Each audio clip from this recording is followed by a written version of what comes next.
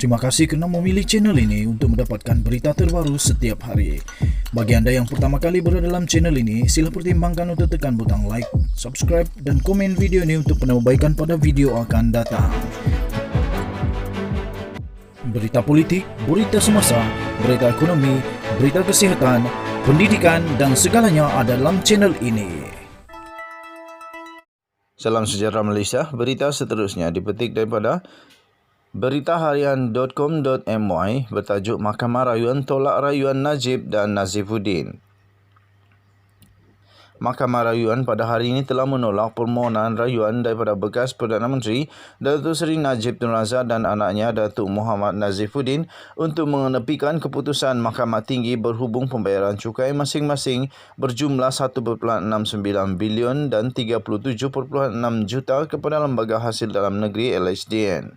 Mahkamah Rayuan pada hari ini telah menolak permohonan rayuan daripada bekas Perdana Menteri Datuk Seri Najib Tun Razak dan anaknya iaitu Datuk Muhammad Nazifuddin untuk mengenepikan keputusan Mahkamah Tinggi yang berhubung dengan pembayaran cukai masing-masing yang berjumlah 1.69 bilion dan 37.6 juta kepada Lembaga Hasil Dalam Negeri LHDN.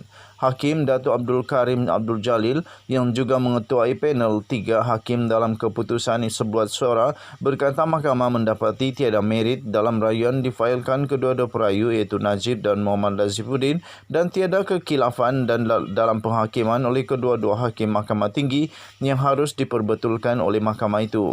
Katanya, oleh itu rayuan kedua-dua perayu ditolak dengan kos RM10,000 setiap seorang.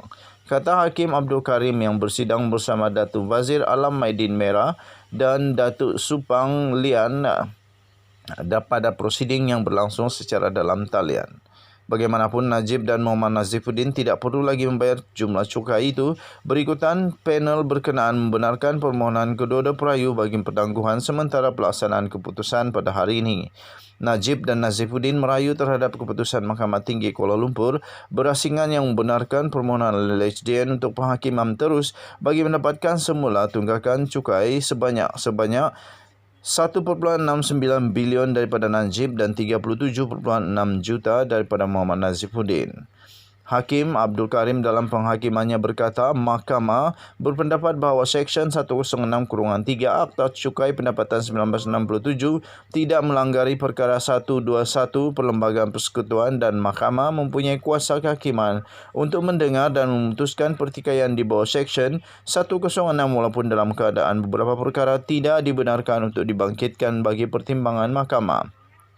Seksyen 106-3 menyatakan mahkamah tidak perlu melayan sebarang rayuan bahawa jumlah cukai yang ingin didapatkan kerajaan antaranya sebagai berlebihan, dinilai secara tidak tepat, di bawah rayuan atau dinaikkan secara tidak tepat.